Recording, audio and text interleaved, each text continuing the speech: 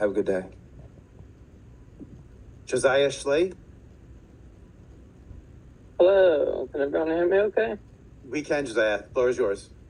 All right, good afternoon, esteemed members of the General Law Committee. It's nice to see you all. I just wanted to voice my support for HB6930. I did have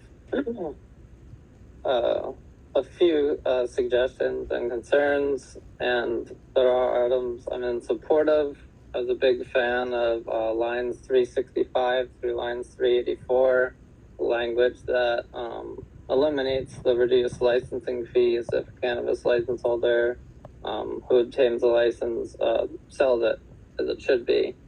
And I was also surprised to see that this bill wasn't taken up by the Government Oversight Committee partially, because it had so much to do with ethical structuring, code of ethics, ethics training, seemed very ethics-based.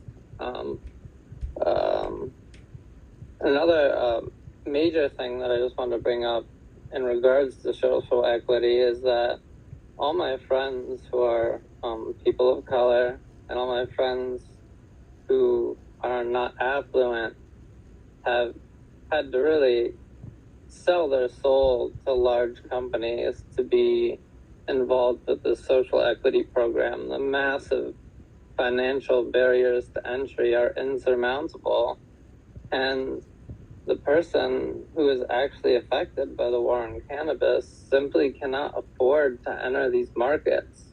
And when they do afford to enter them, they aren't able to last long. I know a number of friends who have either gone out of business before they even got to open, they are going out of business, or it's not looking good, or they sacrificed their license.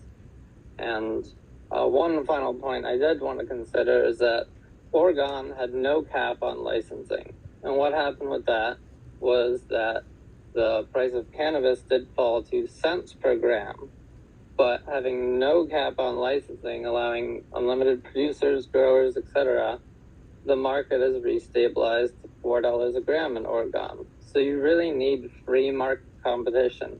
That is the issue in Connecticut, is we don't have true competition. You can't actually compete when a few companies are willing to just hemorrhage money. And I think we should put a pause on opening dispensaries and only allow producers and growers to open, because there's no product. So why are we opening 10,000 gas stations when there's no gas? And there's certainly not oversaturation. I was totally on board with the previous testifier's testimony until he started speaking on oversaturation. I heard from certain representatives who are in this group right now, actually in a Chamber of Commerce meeting years ago, that, oh, the market's going to be oversaturated. We're going to have too much in Connecticut. There's not enough room for everybody. And that is proven to be extremely false. There's not enough product. Product is lacking, and it's a massive undersaturation. These large corporations are not telling you the truth. So I would encourage everyone to open things up and also offer communities more than 3% in tax incentives for letting cannabis businesses operate in their communities. 3% is not enough to make a social impact on the community.